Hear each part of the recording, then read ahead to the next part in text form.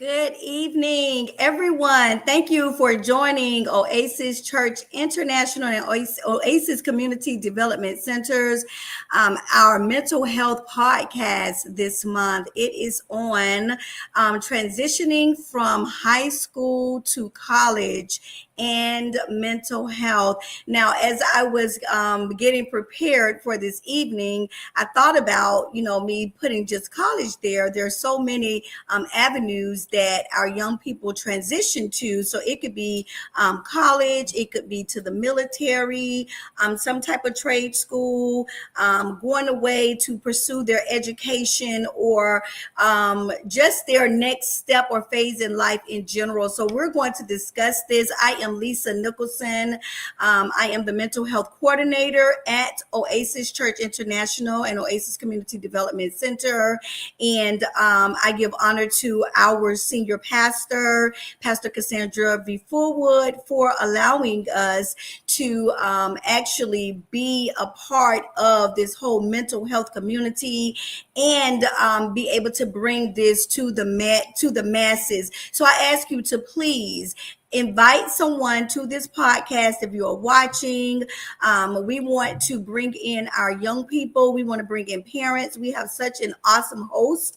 I'm the host and I am awesome, but we have such an awesome guest on this evening. And her name is Jessica Ncube. She is a licensed clinical social worker, a therapist, counselor. She is amazing. Some of you may have heard me mention her name before, but this is an amazing young lady, and I'm honored to bring in Jessica Ncube. Hello. Hey, Jessica, how are you? How are you? Good. So I have finally got you on our podcast. Ooh, I am here. I have arrived. I know. So I'm just going to go ahead and just let everyone know this is my therapist. Many of you who have followed me for years now know I talk a lot about my mental health and the importance of having a therapist and how I have such an awesome therapist. This is she. This is her. This is Miss Jessica Ncube. She's live here in color. A real person, live in the flesh. Exactly. Again, so nice to have you here. And when I thought about this topic, you were the first person I thought about because I know that you are so successful in your career, and you're still a young woman, and if anyone would know about transitioning, from high school to college and pursuing your career, it would be you, and you can speak about it. For sure. Yes. So I'm going to ask you just to introduce yourself. If you could just also add your career path in there as well. Yeah, sure. So my name is Jessica Ncube. I am a licensed clinical social worker. I've been in the field for over, I might tell my age, 13 years. I am originally from Tallahassee, Florida. Go Noles. And I have been in the West Palm Beach area for over 13 years. I started my private practice about 8 years ago.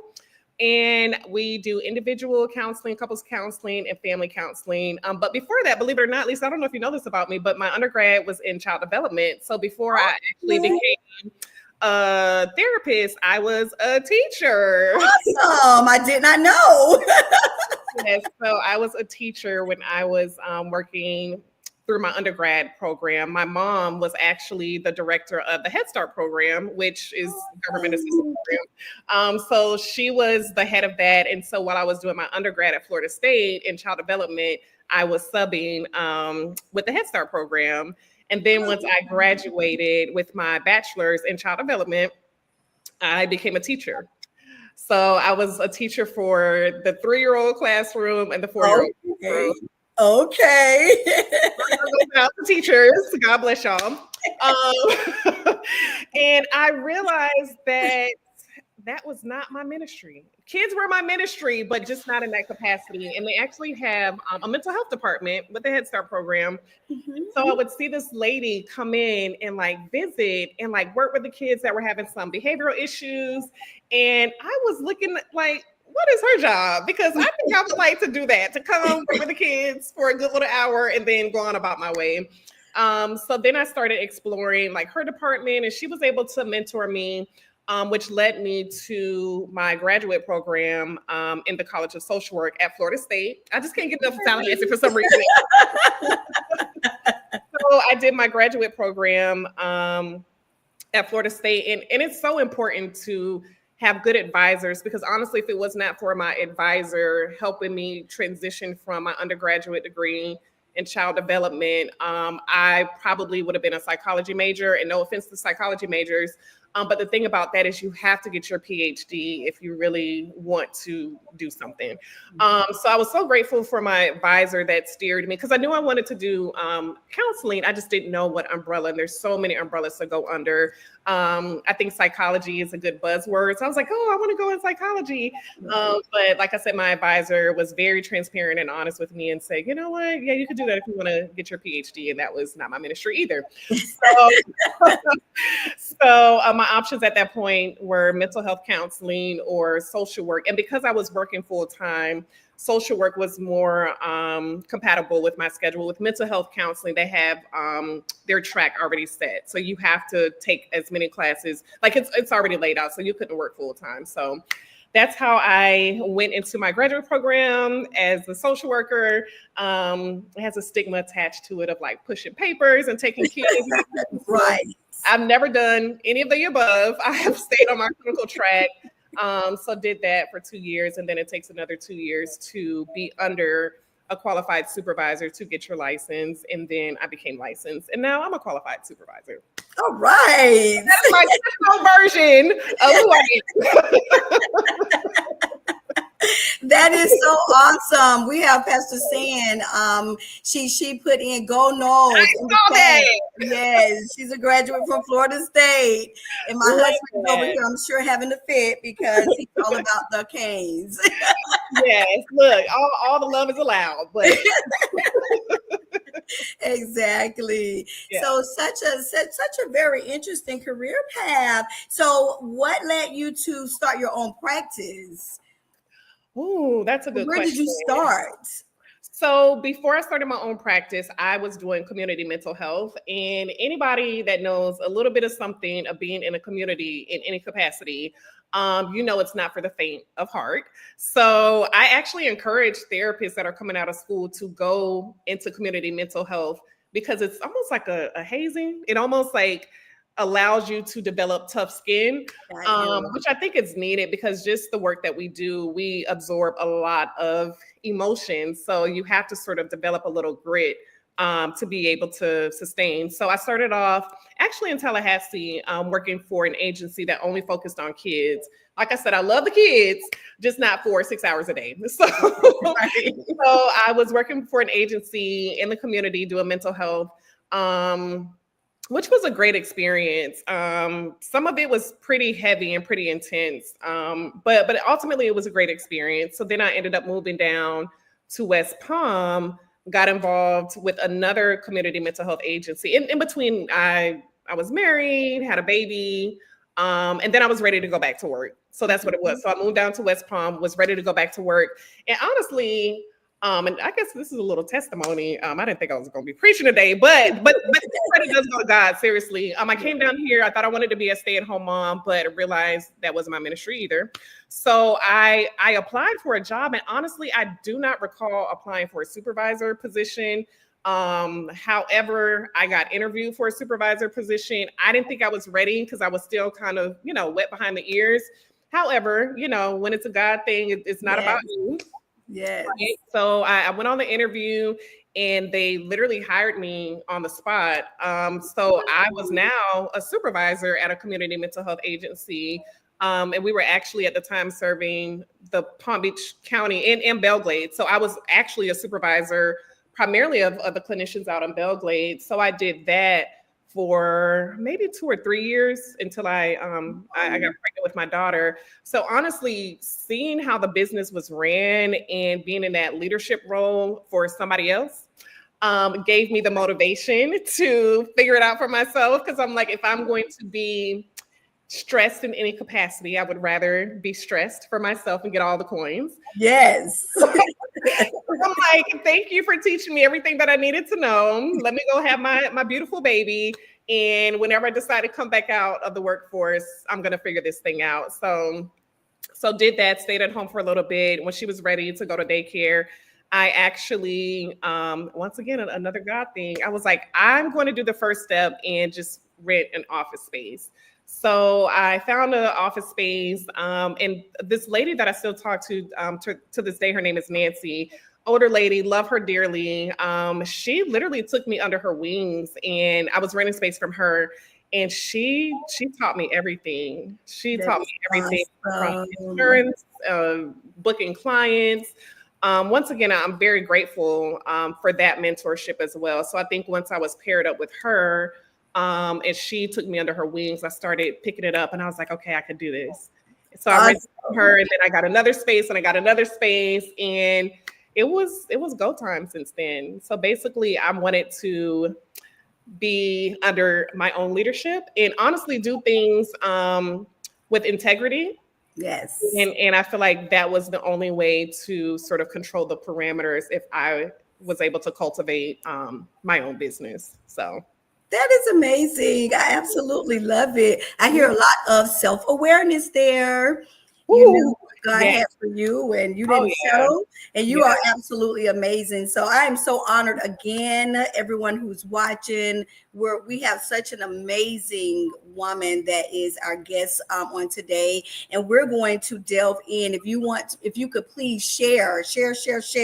Go on your social media. We're on YouTube. We're on oasischurchintl.org. We're also on Facebook Live. So please share. We have our children, even if they're not seniors. We have high school students, but there is definitely, I'm sure, a mental health component to transitioning from high school to college. And I'm not sure if you heard the introduction, Jessica, but I limited it to college, and I should have stated, just post-secondary, whatever it is, military, etc. So we can kind of branch out a little bit. So I wanted to ask you, as the expert, would you say that there is a mental health component to transitioning from high school to just whatever your post-secondary plans are for your education or career path? And if so, what would that be? Or what would it look like? Yeah. So I would say, and I'm going to speak general, and then I'll make it more specific. So any change is different, right? So if you're changing from elementary school to middle school to high school to college, any change is going to be different. And overall, we are creatures of habit. So when we're used to something that's familiar and we are forced or presented with a change, we are going to have some residual effects. So some of the things that can stick out, definitely anxiety. Mm-hmm. So anxiety of the unknown, like what is this new environment? How am I going to fit in? Some people can experience depression, the loss of what they knew. Mm-hmm. Before, grieving sort of the old self and being presented with this new culture, this new environment that they might not be prepared for. And I have some little notes. Perfectionism. So being able to, and that's sort of like, when you're in a new environment, sometimes you want to fit in. So perfectionism could come about in trying to adapt to a new environment that you're not familiar with. So sometimes you can just be accessible to whatever influence is drawn to you, and you pick it up, and then you start operating in this perfectionism mentality, which can then lead to burnout. Mm-hmm. You're trying to keep up with a crowd, you're trying to keep up with a person, you're trying to keep up with the newest thing. that might not be true to you. So when you're operating outside of the capacity of who you are, it's exhausting. Yes, that's good. That's really good. So I want to kind of drill down on, why do you think that, is it just a normal just transitioning that will cause someone to pick up that perfectionism, or do you think there's a root for something like that? Like, I understand anxiety. Yeah. So let's talk about. Well, we all, as humans, one of our basic needs is the need to belong. Yes. So when we are moving out of a familiar environment, our habitat, and we are transitioning into something new, our knee-jerk reaction is, I gotta fit in. I want to belong, because we don't know anything else. So that can and then turn into perfectionism if you're not rooted. Now, I don't want to discredit people that know who they are and have a strong foundation. That experience will be a little different. I'm speaking more of the ones that are not sure, and just from a developmental standpoint, the 18, 19-year-olds, the brain isn't developed all the way. So Right. they're still impressionable. And so it's just a part of the development of still having that prime influence at that particular age, which can then transition into the need to be perfect because you want to fit in and you want to feel like that you belong.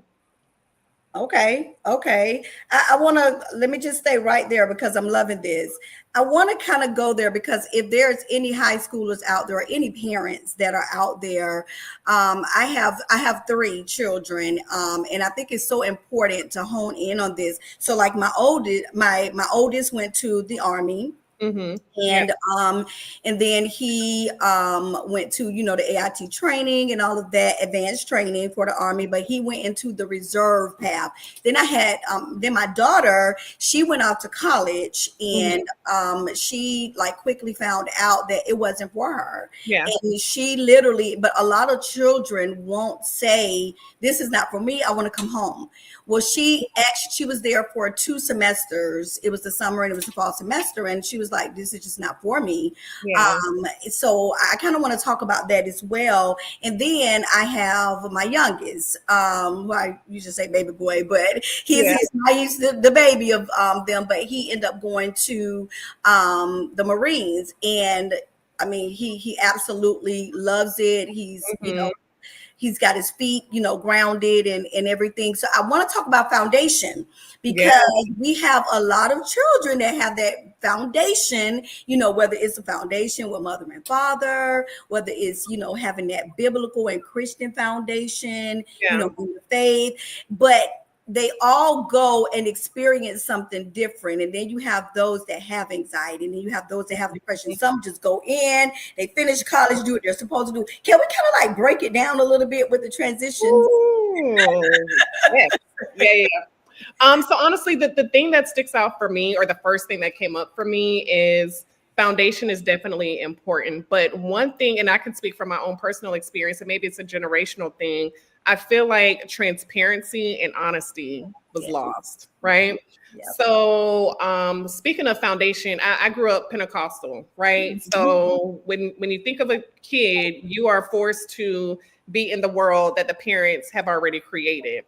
And so I think if there's not an open door policy, or if there's not some type of development of being able to develop who you want to be, or have honest conversations about what it is that you feel, then we get lost in the sauce. And we just do what's expected of us to do. Growing up Pentecostal, it was very rule oriented, like we're supposed to do these things because that's what the Bible says. And not to offend anybody, because I still love Jesus. But I think sometimes we can be so absorbed in that we miss expanding the capacity to have honest conversations of, okay, well, this is what I'm exposing you to. This is the environment that we're in, but how do you feel? Or what feels good for you? And so and honestly, that needs to be developed at a young age, 0 to 5, those are the formative years of development. And even if you think of a 2-year-old, right? A 2-year-old is fighting this I want to be grown, but I'm only 2. And so Yes. and a lot of times, just growing up back in the day, it's you do as I say, not as I do, right? Yes. And Yes. there's a lot of discipline and punishment that honestly shuts down the voice of a Yes. child, right? So if nothing happens to reopen that, then unfortunately at that time when they're 16, 17, 18, they want to hurry up and get out the house because they really haven't had the space or capacity to develop who they are. They're like thrown out into the wilderness. Yes. Right. Yes. Mm-hmm. And so a lot of people get lost in that because they really haven't had the environment to develop. We call it self-actualization, where they develop who they want to be, not who they're supposed to be or who their parents want them to be. Right. And so I think when they go through life with almost the identity being handed to them, when they hit that age where they're supposed to fly little birdie and figure it out, it sometimes can be traumatizing. Yes. Yes. Right? Because you don't have anyone in college saying, oh, you got to show up for this class, or you got to be on time, or you got to do your homework assignment. Like, you are literally supposed to be regulated and figure all these big things out by yourself. Right. And so that's why with some of my clients now, especially when I work with parents and their kids, I try to get them early. Like, start giving your kids options. Ask them how they feel. Ask them if they like blue or pink. Ask them if they want to be a doctor or a lawyer. Right. Let them order their food. Let them speak up, right? Because now you're developing that voice that's going to sustain them as they transition into this big, sometimes scary world. But they would have had practice within the household. That's so good. That is really good. And you said something, and I know, sometimes it does offend believers, but I think it just goes back, years and years, before us, just our culture, from and I don't want people to feel like, well, just the church is just, but the way that we were raised back in the day, thank God for, the pastors of, the modern day pastors, or, like our pastor. And I happen to know the way she raised her children, which was, a little different than what I was even accustomed to. Like, I was raised where, I didn't have much voice. It was like you said, what I say is what it goes. And it's because that's the way my mom was raised, and then you have like a Pastor Sam where her children like had a voice, and then my children just be like, well, and this person can do this, and this person can do that. Well, you gonna do what I say, right. But what happens, it does cause, and then to think about it, I don't even know if it's just like under the pretense of church, or because you have where there are different cultures, there's a ministry, and I know you probably know about this. When I went to a healing ministry, it's called Living Waters Ministry in North Carolina, and one of the leaders of that ministry, who's one of the owners, she talked about how when she was younger, some of the trauma she went through, and she was a perfectionist, and it didn't come out until she was older. So I was listening to you saying that, and I'm just like, okay, so this is a totally different culture, than what we're accustomed to. But talk to the parents for a minute, like you were just talking about the, giving the children a voice, because they go out and they make mistakes, like my mom, she was raised in a very strict environment, and many other people, not to put her out there, but many, other people, you get pregnant in college and, all of that. So can we talk about some of those mistakes and all of that? Yes. Now, y'all are my clients, so that's what I say. Take it as love. This knows how I get down. So, oh yes. Okay. So everything I'm gonna say, I'm saying from grace and love, and it's not to cause offense. And hopefully, the ones that take heed will receive it as such. Yes. That's my little disclaimer. Okay. The best thing that you can do for your children is to give them the voice that they were born with. Yep. And what's interesting, and I'm glad that you brought this up, because what's interesting is back in the day, when kids had a voice, it would be viewed as disrespect. Yes. Right? Don't talk back to me. Dry those tears up. Why? What are you crying for? Right? So we were just raised in a culture where we couldn't have feelings. We couldn't talk back.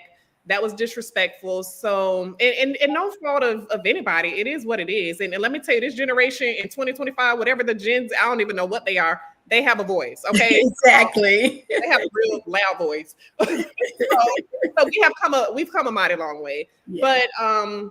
But the best thing that you can do is create an environment where they are safe enough to express themselves. I have 2 kids. My daughter's 11 and my son is 13. And I remember when they were 2 or 3, my son would be like, I don't like that. Or this makes me mad and this and that. You could tell that their mom was a therapist.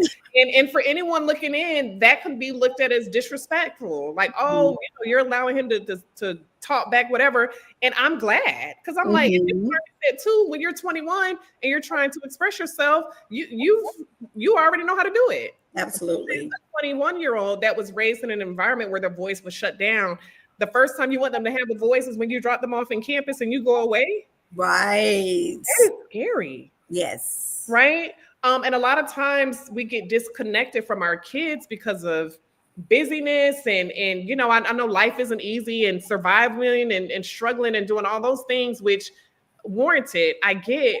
But if we definitely want to develop them into strong men and women, we got to start allowing them to have a voice now. Yes. And they might say things that you don't want to hear. They might shock you and be transparent about things that you didn't raise them to be that way. Well, it doesn't matter how you raise them, because this is who they are. And now we got to figure out, like, okay, if we need to curtail it a little bit while they're still under your household, or if we need to get some resources because they might be going down a path of destruction, let's do that. Yes. And we could talk about sex and stuff like that, but growing up, we didn't talk about that. That's right. You would see a teen person in church get pregnant and have to stand up and do the confessions and stuff like that. Right. And so I just think that, unfortunately, and I'll say back in the day, like I said, I think we're very different now. But there was just a huge disconnect from the influence and how we were raised versus the transparency and allowing our kids to develop and groom who they desire to be in a structured, safe environment. Yeah. Yeah. So now they're on campus, or now they're in boot camp, and they have someone that is in their face and telling them what they're going to do, and they better not say anything, or better not, talk back. So now you're on the flip side. So for those that had a voice, now, I mean, where do you draw the line? Because like in boot camp, you're not gonna be doing all that talking, Right. But then those that did not have a voice, they're now in college and may not even be able to express themselves. What are the kind of things they go through, like when they are transitioning in that sense? Okay, so I'm gonna break it up because those are 2 different scenarios. Yes. So with the boot camp, the ones that had a voice and now you lose your voice, I would say know thyself and be true. My voice is real loud and proud, so I will never be compatible for anybody telling me what to do, which is why I work for myself. Right. Right.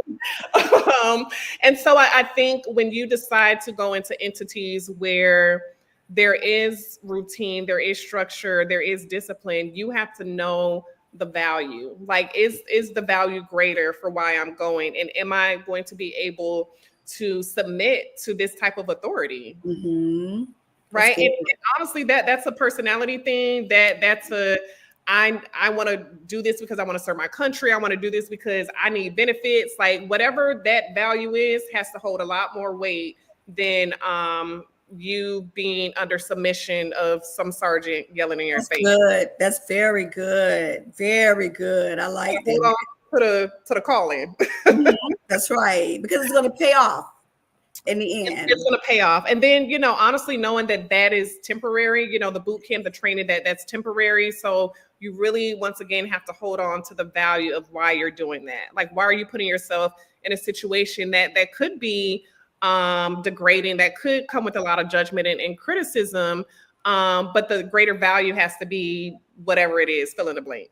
Yes. And that's individualized. Okay, that's awesome. So let's talk about that person that didn't have that voice. That did not have the voice and is going to college. Yeah.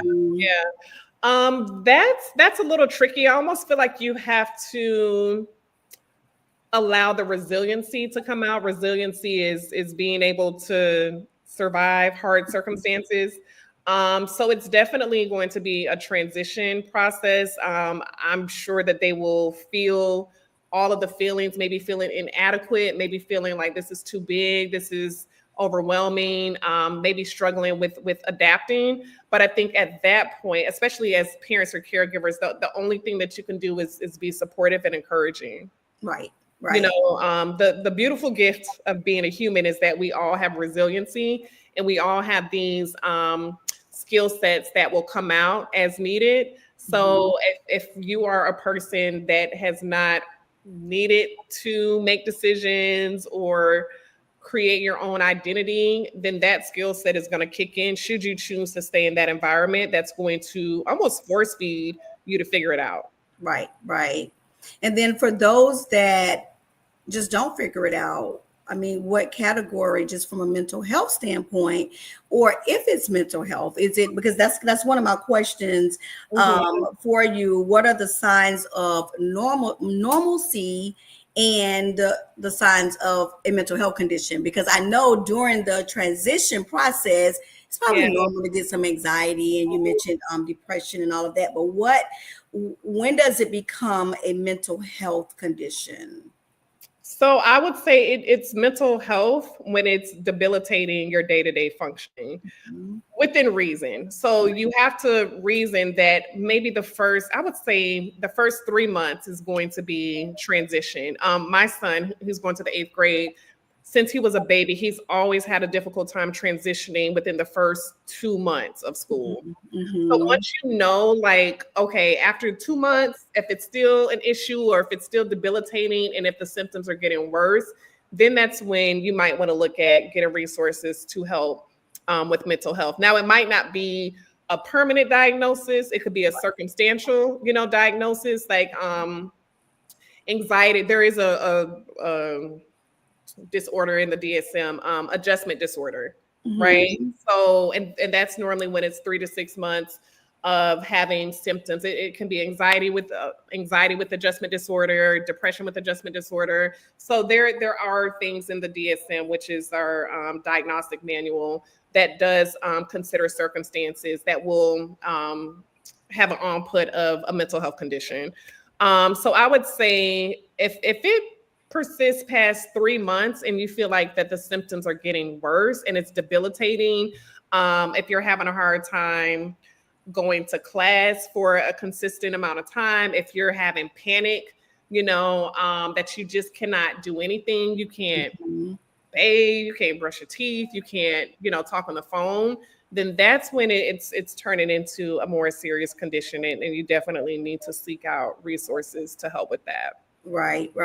So for that, I still look at them as children, when they're in college, but they're young adults. So for those young adults that are away from their parents, how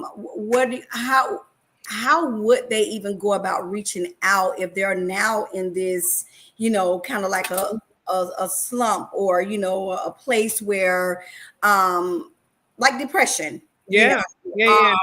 How do they reach out? Should there be signs for professors, for those professors that may be watching as well, that maybe, or, institutions, and I'm sure now they have like resources, but if you don't know how to reach out, or you may know, but you're so down, what is your recommendation? Yeah, and so I wanted to mention, because my actually one of my best friends, her daughter just went off to college at Florida State. So they have a care program, which I love. I've never participated in it, but it's a program where freshmen come over the summer, and they honestly acclimate them into the campus. So they have activities, they have, I'm not sure if they take classes, but they do a really good job for, I believe it's 2 months of really getting them acclimated to college life, which I love. Now, I don't know if they do it at other colleges, but if that is an option for whatever college your student is going to, I would definitely see if there is something that you can put them in that helps with that slow introduction of what college life. Like they live on the dorms, they pair them with roommates, and they actually get the college experience before they actually, enter the fall semester. So I love that whole setup. Right. That is nice. Yeah, I would say communication, being connected to your child to do those emotional check-ins. How are you feeling? How can I be supportive? You can never go wrong asking those 2 questions. Yes. Yes. And honestly, if they're your baby, if they're your child, intuitively and spiritually, I feel like you would know if something's off. If they're not answering the phone, if they're not responding to your text messages, if anything that used to be their normal behavior changes over an extended period of time, something's wrong. Right. Something's wrong. Now, it might not be a mental health issue, but there's some indicator that they are struggling with this transition. Exactly. That's really good. I mean, like I said, one of my children, that happened, and like the whole summer session, it was just like, she didn't even attend, and it was a transition. Later I realized it was a transition issue, but I like the fact that like that fall semester there was a lot of, and this is something we can speak to as well. I mean, she was down at FIU and she didn't understand some of the instructors because there was a language barrier, so then that discouragement kicks in. But instead of reaching out, it didn't happen that way, but after that semester, she finally said, being away is just not for me, not for her. And I would say and I didn't disclose this part, but I will now because it's coming up. So when I graduated high school, let me back up. So when I was in kindergarten, I was tested for gifted. So I was in the gifted program. And people get misconstrued. Gifted does not mean you are academically smart. It just means you think abstract in an abstract way. So you think different. It's still a part of neurodivergent, but it's on the other scale. Okay. And so I was able to get concepts without putting in a lot of effort. Now, I wasn't an A student, but I was a passing student. My sister was very academic. She was a great student and she did all the things, and I'm just doing my thing, trying to get by because my head is in a cloud somewhere. Right.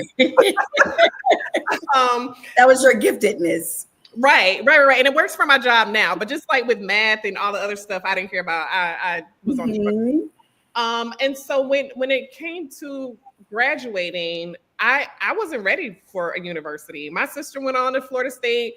And I'm grateful that, and it had to be led by my parents, that encouraged me to go to a community college. Yes. And I don't know how they are today, but I went to TCC. I think they changed their name now, but to me, community college was like the adult version of high school. And emotionally and maturity, that's what I needed. So when I graduated 12th grade, I went to my adult high school and I fit right in. Good. I like that. I fit right in, and it was a smooth transition for me, but I think once again, when you have all your friends going off to these big universities and stuff like that, it kind of gets like, okay, the main thing of why I wanted to go, because I wanted to get out of my parents' house and I wanted to live on the dorms. So I was like, they don't have dorms at this community high school. However, I was still able to move out and just, get college housing or whatever. So I still got my 1 year of experience, and I went back home after that because I just needed, I'm the type, I dip my toe here, dip my toe there, because you're still trying to figure out what's going to work best for you. So honestly, I was so grateful that I took that path. I did that for 2 years, and then, you transition into whatever university, and that worked for me. Right. And so I would encourage, parents, once again, know your kids. And if you know that just from a personality standpoint or just how they operate and function, if the university is too big and if that's not going to necessarily be the best for them, it's okay to encourage them a different route. I'm big on vocation. If you don't like the general education of math, science, and stuff like that, go get a vocation. If you want to be a cosmetologist, if you want to be a welder, if you want to be a carpenter, whatever other vocation they have, auto mechanic, go do that. That's You know, good. at the end of the day, we get me on my soapbox. It's all right. We got time. At the end of the day, college is a piece of paper. You That's do all this work, you get a piece of paper, and they're like, go find your career path. And a lot of times people do all this work and they still don't know who they are, That's what right. they're passionate about, what they want to do. I was so grateful that I was working at 16. A lot of kids these days, they don't even want to drive. I'm like, y'all don't want to drive? Like, so we're in such different times where, unfortunately, kids aren't thriving like they used to. And they're coming back at 21, 23, living with their parents and just having a really hard time figuring it out, and so I think it's important to find out what your passion is. I tell my clients all the time, I'm like, if money wasn't an option, what would you be doing? That's good. And if it's not something that requires a 4-year degree, a 2-year degree, and all the other stuff, then go on that path. Because at the end of the day, you have to be ideally happy with what you're doing. Exactly. And I get concerned when people are like, oh, I just want to make a lot of money. Well, a lot of people that make a lot of money, they still are depressed. They still struggle with suicide. They still, you know what I'm saying? So it's not about making the money. It's about who you are and what can you do that you're passionate about. That's good. That's really, really good. I like that. I kind of want to. This is just awesome, and I'm looking in the chat, and it's like excellent perspective. Excellent. I can't see any chat, but thank you. Okay. And somebody let me know. Definitely. This is so good, and a lot of nuggets for parents and students as well. So I kind of want to delve into those students that have mental health conditions. Maybe it's diagnosed and some may be undiagnosed. Now, at what point, I kind of asked, in a way about, whether it's a true mental health condition and whether it's not, but that's really not my question. At what point I think I'm thinking about little girl Lisa. Yeah. So for example, I'm just going to tell a part of what, my story was, not so much of college, but so as an adult, I find out about little girl Lisa. Thank you, Jessica. You're welcome. And it was she's been the whole time. She's been she's alive when we started. Right, exactly. But little girl Lisa's gone, and I keep her at bay. But she's gone. So I have to always bring up Pastor Sand. Jessica knows you, Pastor Sand, by the way. Yeah, you will. Because without her, I just she definitely came in like an angel, in my life. And then Jessica came 8 years ago. Yes, and we talked. We began to unravel. It was like an onion, just unravel and unpeel. A lot of layers in my life from the trauma. So I'm thinking about those little girls and little girls and little boys that's going off to college. So what do we say to the parents? What do we say to them that may not have opened up and spoken to their parents like me? Like I held a lot of stuff in. So I'm looking back, I got married, at 17 years old. I had a stillborn, I was so college bound, was supposed to go to Bethune-Cookman, met Pastor Sand, and she opened her doors to me, and we talked a lot about college and everything. A couple years later, after having, I think I had both of my children. I did not get a chance to go away, but I went to the campus here that they had for Cookman, and I would go away on the weekends. Yeah. However, I'm living all of this life, as a little girl, and then one day, I wake up and I'm having all these issues. And then I'm working on someone's job, and it's noticed by who's now my pastor and best friend, and mentor.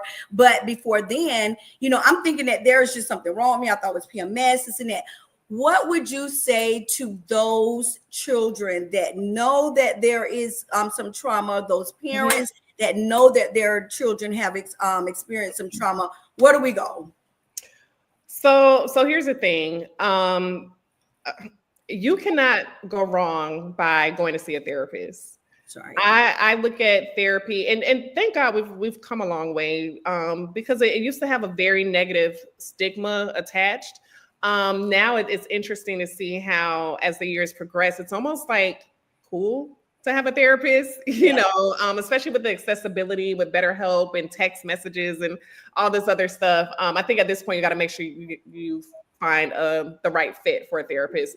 But I look at therapy or mental health as any other preventative care. Like if you go see a dentist twice a year, if you go do your physical once a year, those are things that are physical. Yes. So why wouldn't you go see a therapist for your mental? I remember growing up in the church, and it makes sense now that I'm a little older, but the mothers of the church or the elders, they would stand up and testify, and the first thing that they would say is, "I thank God for being in my right mind." Yes, it's so true. I never understood that, but it was such clockwork that they would stand up and say the same thing. And being older and also being in the profession, I thank God for being in my right mind. Exactly. Because we only get one. We get one of these, and so I just think whether it's preventative care, whether it's to treat past trauma, whether it's to just to do an emotional check-in or to figure out identity or passions, I think everybody needs to be in therapy. Any human being that wants to grow and evolve needs to be in therapy. That's good. So many times people wait until it's a crisis or till it's a big thing and whatever to go. But I'm like, but what would have happened if we just did it as preventative care? If we just did it from a proactive stance? And some of my newer clients, they come in and they're like, I don't even know what to talk about. Great. I'll start. Good. Yes.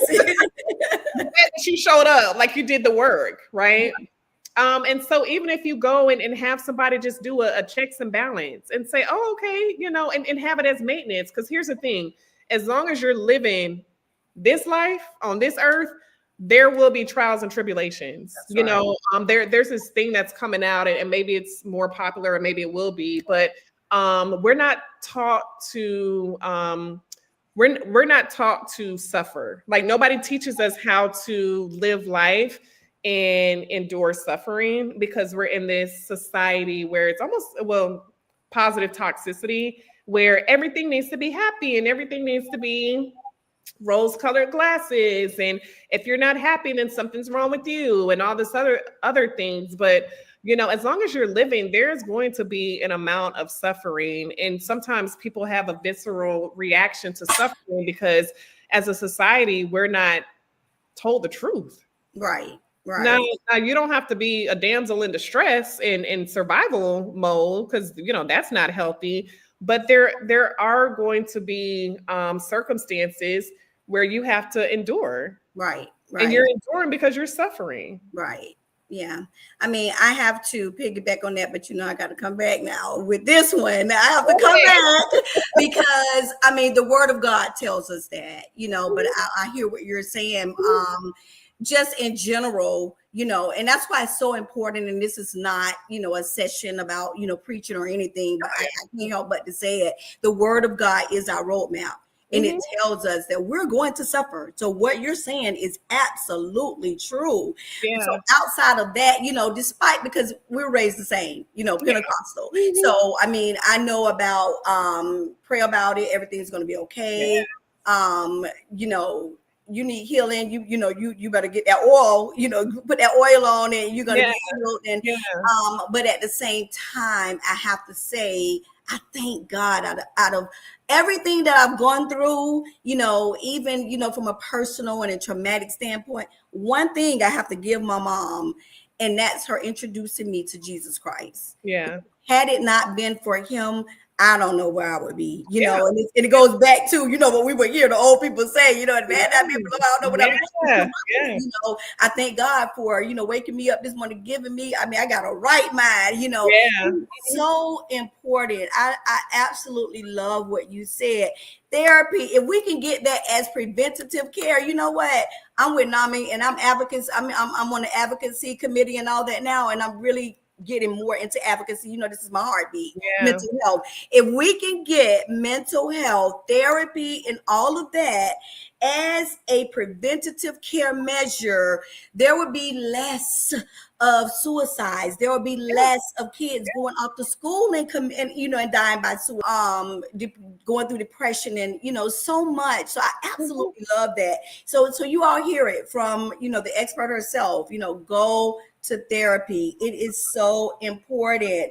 Tell people we're not scary. Like I know there's a stigma, but I will say, as you go to therapy, it honestly it's like finding a good relationship. So unfortunately, people don't have great experiences sometimes going to a therapist, and I would say don't give up. Like it has to be the right fit for you. It has to be a compatibility factor, and at the end of the day, before I'm a therapist, I'm a human being. And so I might not be everyone's cup of tea. My therapeutic style might not work for somebody else. I'm not a direct person, and I'll count 2 so far of my clients. They have directly asked me like, hey, don't give me the fluff. Like, hey, just be straightforward with me. And so I had to shift my style because my thing is I'm a professional question asker. I'm going to ask you the questions until you get to your own answer.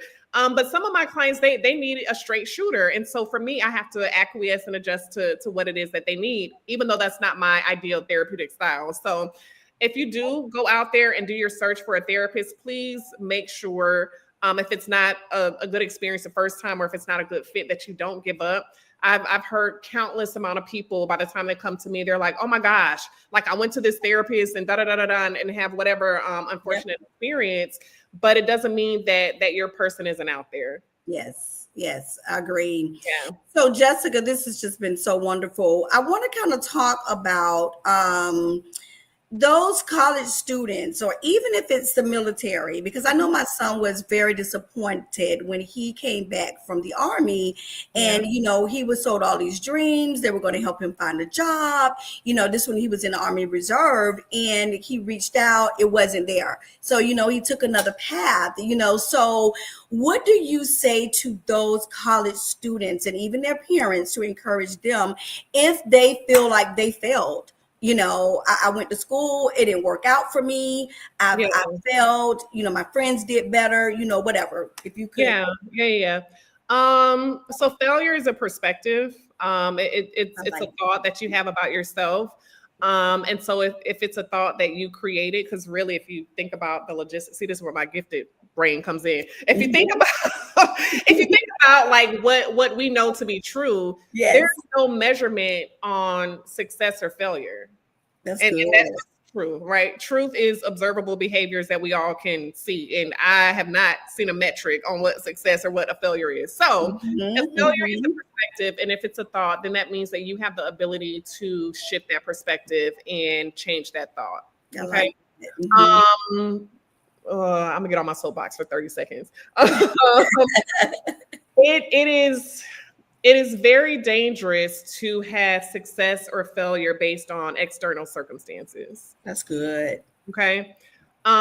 Because external circumstances are always changing. And if your identity, or if that perception is based on external, then you're never going to be secure. That's good.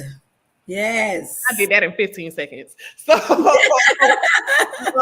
and so I think the idea of failure and success, honestly, I don't know what value it holds if we really want to look at it. I think being who you are, being true to what it is you want to be, has more value because it creates more fluidity to change it. Yes. Yep. So if this path didn't work out, then you get to create another path.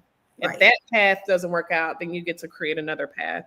A lot of times what happens is when we put ourselves in a box, like this is the only way, this is the only job, this is the only passion that I have, then it's limits. Mm-hmm. And once again, one of the beautiful things of being a human is we are creators.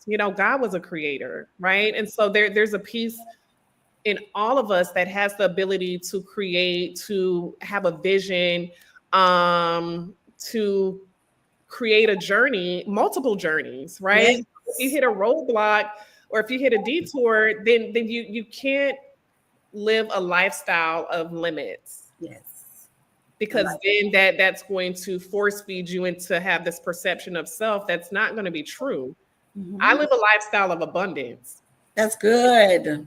Abundance is so big and so wide and so like expansive that there's not one path or one destiny or one thing that I want to be involved in. That's good. That's really good. That's right. So Right? how do you motivate the unmotivated child? Whew. Now that they might have to go to therapy. Right. And I'll be transparent. So lack of motivation is a symptom of depression. And depression for me personally, as a therapist, those are the hardest clients to work with, because it's literally sitting beside them as they and like hold space as they're stuck. Yeah. And so it's not as progressive as somebody with anxiety or somebody with anger issues or somebody that might have trauma, and they're doing the work, to see some of the progress.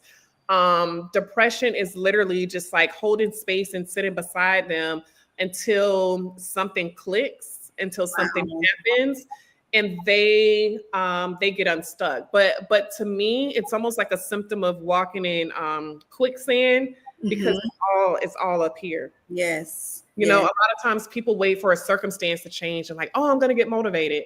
Oh God, I got another soapbox. I'm gonna use an example with working out, right? New Year's, everyone has a goal, like, oh, New Year's, I'm gonna work out, I'm gonna do all these things or whatever. And then New Year's comes and it's the same behavior as before. And I like to challenge people all the time. If it's something that you really want to do, you don't have to set these markers to say, okay, on this date, I'm going to do it. On this date, I'm going to do it. Right.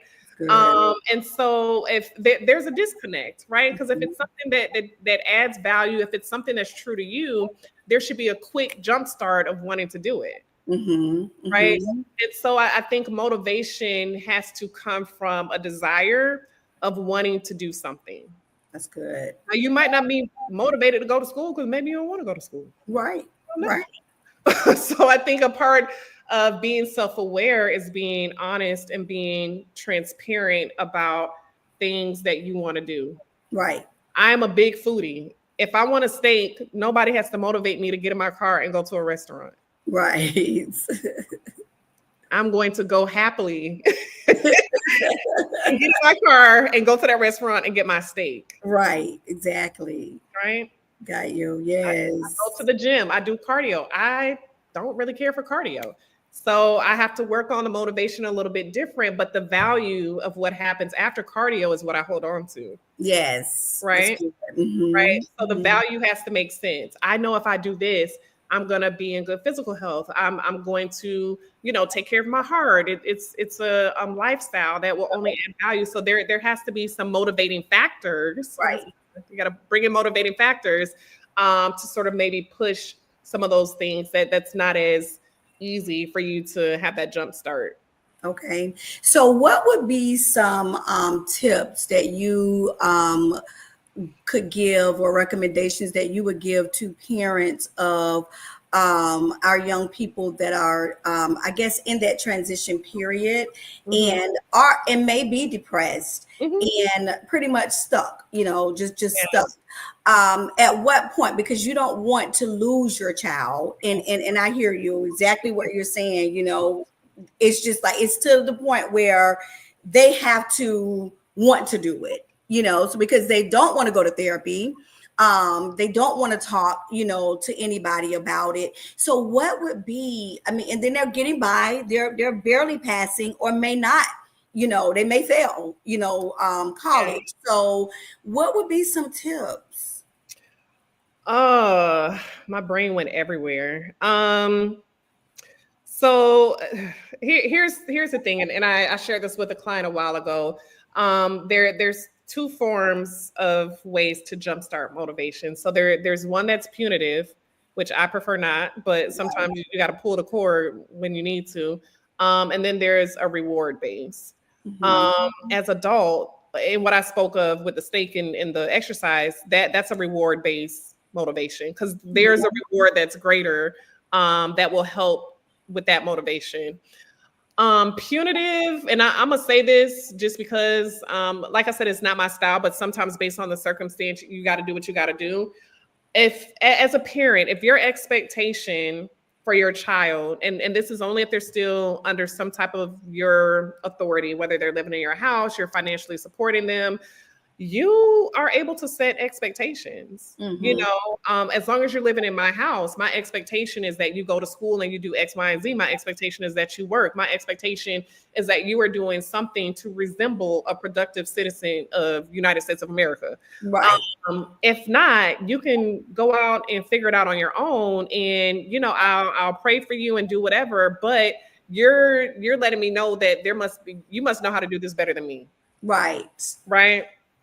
And so what I know to be true is when people hit rock bottom, or when they are in circumstances that aren't favorable, you figure it out.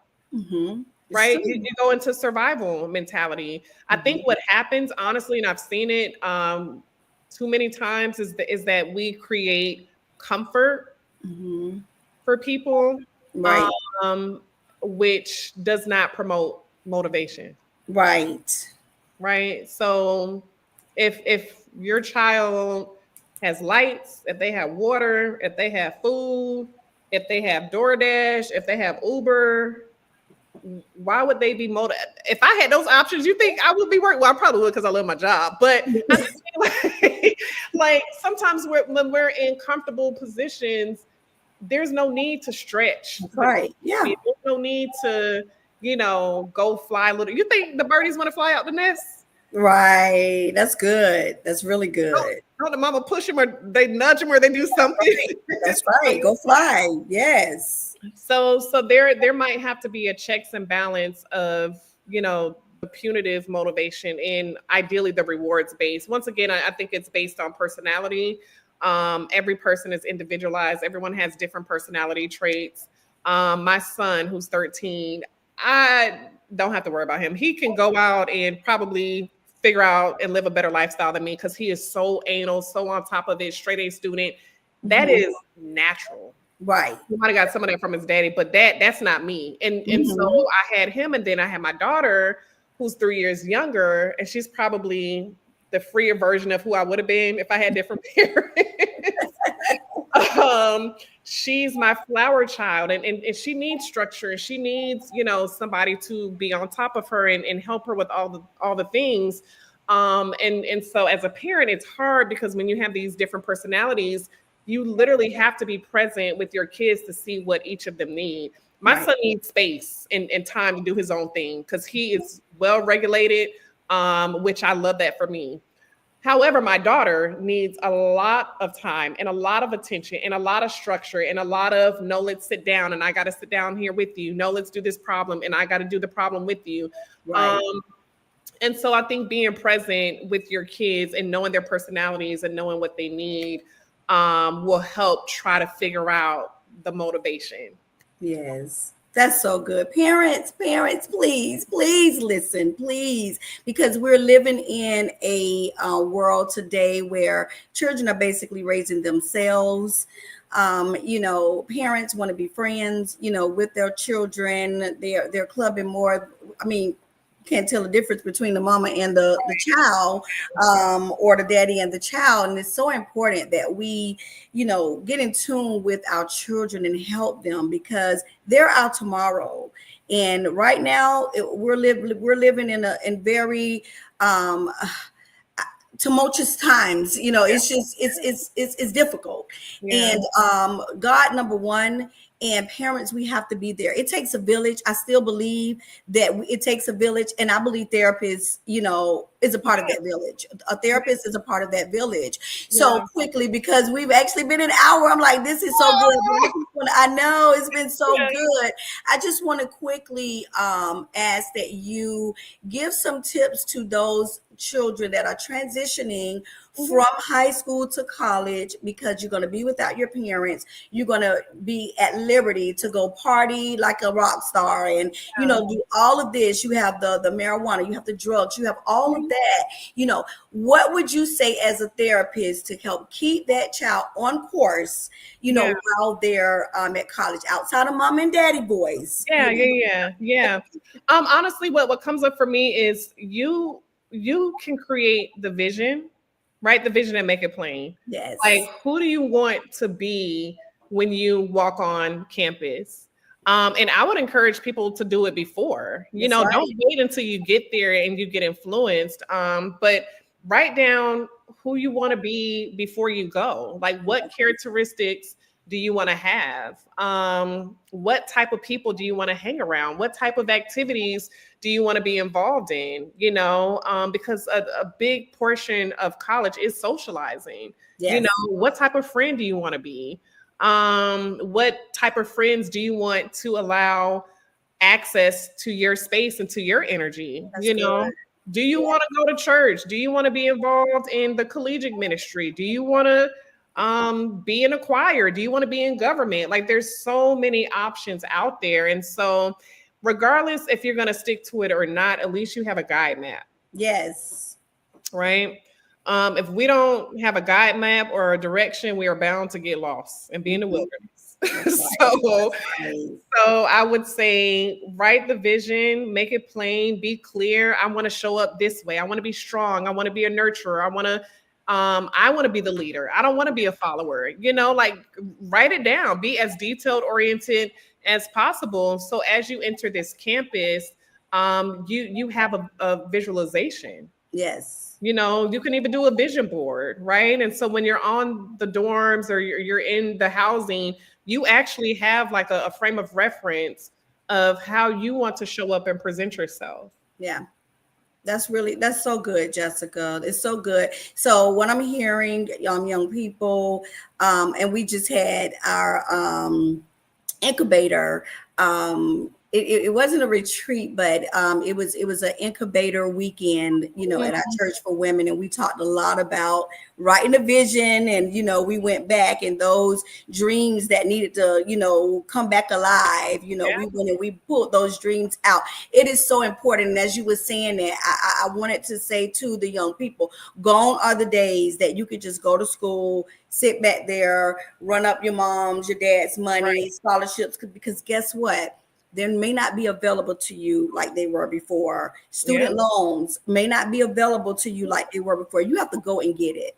Yeah. You have to be intentional. You have to write that vision. You have to make sure that vision is plain. You have to do something. You have to do the work. If you need help, mental health is so important. Everywhere you go, your mind is going with you. As a matter of fact, more than likely your mind is going to lead, So go get the help. If you need help, get the help. Even if you don't need it, it is good to reach out to a therapist. Yes. Even if you need to go to a therapist to help you put that vision together, that career path together, because now I'm at the end, my profession is human resources. So as a director of human resources, I see a lot of young people come through. A lot of them are in school. A lot of them don't know what they want to do. And it's okay. When you first start and don't know, exactly what you want to do. But a lot of them, their attitudes, and all of that is horrible. How are you going to go out there and get a job? Everybody may not be an entrepreneur, but you also have entrepreneurs out there. But if you're not setting that path and following it the way that you should, or leading it, you're not going to be that person that you want to be. You want to be everything that God wants you to be. Any closing points, Jessica, because we could be on here all night long. I know. You're in your element and I'm in my element. I'm like... I'm just so grateful for this opportunity. It's been a long time coming with you and I connecting. Yes. And we always have good energy. So I was super excited. This was the right time. And I'm so glad that I was able to come here and just share what's so organic, for Yes. me, my passion, the way that I see it and the way that I can articulate it to others. I'm excited to share with more people. Yes. I would encourage anyone that's going through change. I know the topic specifically was high school to college, but anyone going through any type of change, giving yourself the grace and the compassion to adapt to the change. Like Lisa said, if you're trying your best to adapt and it's still not working and you're 3 months in and you're starting to be debilitated and your symptoms are getting worse, reach out for help. But even if you're going through any change and you're doing okay, being proactive, because Yes. a change is something new, right? Once again, we're creatures of habit. So when we're getting out of the habitat that we're familiar with, we're going to feel something. Yes. We're going to feel something.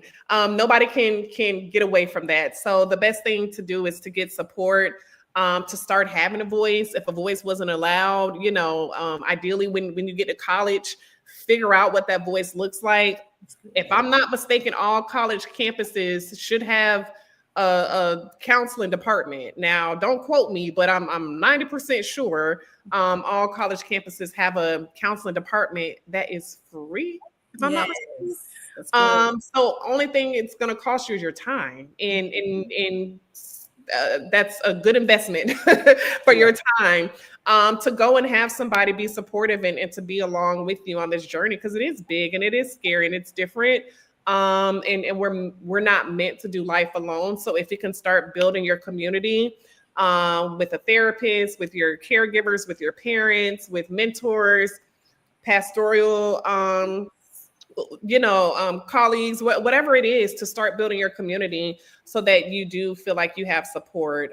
Support is literally somebody walking beside you and gently guiding you in the direction that you see fit. But it's important to have that voice.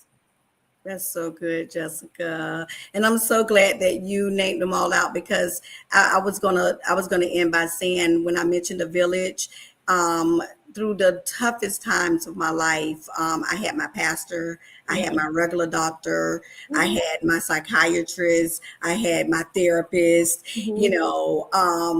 and there's, a lot of times you may look for certain people may not be there. Like, it may not be your family, it may not be, some of the people who you thought were your friends. There are certain people that are assigned to your journey. So I love the fact that you didn't just say with one person, it's that spiritual person, it's that therapist, all of it. Please take advantage of it. Jessica, if you would take the last couple minutes just to give your information, if anyone wanted to reach out to you, and just let us know, how you can be reached. Again, what you practice in, thank you so much. I so appreciate it. You're welcome. And I'll leave my website in the comments. I don't know if there's a way to post it on there, but but the name of my group practice is Monarch Behavioral Health. I am the owner. I do have a business partner now, who's amazing. So we offer individual, family, and couples counseling, and we do work with kids. We are located in West Palm Beach. I'm assuming this is a nationwide show. So, we also offer telehealth appointments as well. And I will send the link to the website, so you are able to book directly on the website. I will leave my email address, but just in case, it's monarchbehavioral@gmail.com. And the telephone number that you can call is 561-203-1018. And we will be looking forward to working with anybody that needs resources. And if we're not able to service you for whatever reason, I do have a team of therapists. We will definitely give you some resources, because once again, do not give up on finding a good fit for you. Thank you so much. Best wishes to our children, even adults, that are transitioning, Yeah, into here it's life. needed too. Oh my gosh, yes. Absolutely. Yes, yes. So thank you all for tuning in. And next month is the month of August. We will be having a podcast on grief and loss and mental health. So we'll be talking about that. We will definitely be having Jessica here again or in person in the future. So stay tuned. And Yes. thank you all so much for joining. See you Thank later. you. Have a good evening. Bye. Thank you, tech team. Thank you so much. Thank you, Pastor Sam, for allowing us to have this session. Yes, thank you. Bye bye. Okay, bye-bye.